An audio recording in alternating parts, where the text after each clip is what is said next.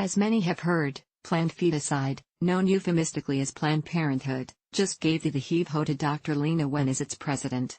One of the reasons for the unceremonious stumping of Wen after only 8 months on the job is reportedly that she was disinclined to use politically correct language for people who pretend to be the sex they are not and never can be. Perhaps recently elected member of the Planned Parenthood National Board of Directors Megan Stabler, who was elected 6 months after Wen's appointment, had a little something to do with that. Stabler is, in reality, a man.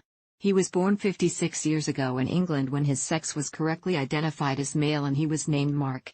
Stabler was once married to a woman and is the father of a 26-year-old daughter named Hannah, who is a lifestyle blogger in Austin, Texas. He and his former wife moved to the U.S. in 1990. In about 2002, he started cross-dressing and taking cross-sex hormones, after which he and his wife divorced. Then in 2007, he was castrated in an effort to masquerade convincingly as the woman he wishes he were.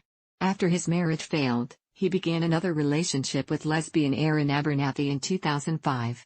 They wanted to have a child, but since Stabler had rendered himself a eunuch, they procured a child by soliciting sperm to fertilize Abernathy's eggs.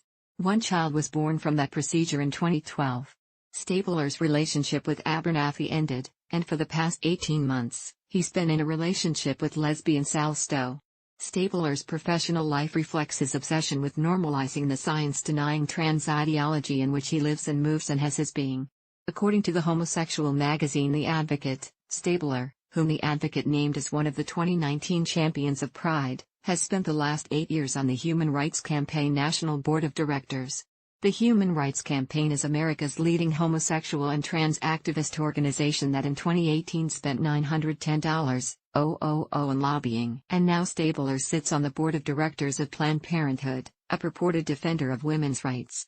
Yep, nothing says women's rights quite like a man invading their restrooms and locker rooms through an elaborate deception. I guess we shouldn't be surprised that an organization that profits from the killing of thousands of girls every year would support the deception of girls and women in their private spaces. But I thought men weren't allowed to have an opinion on abortion.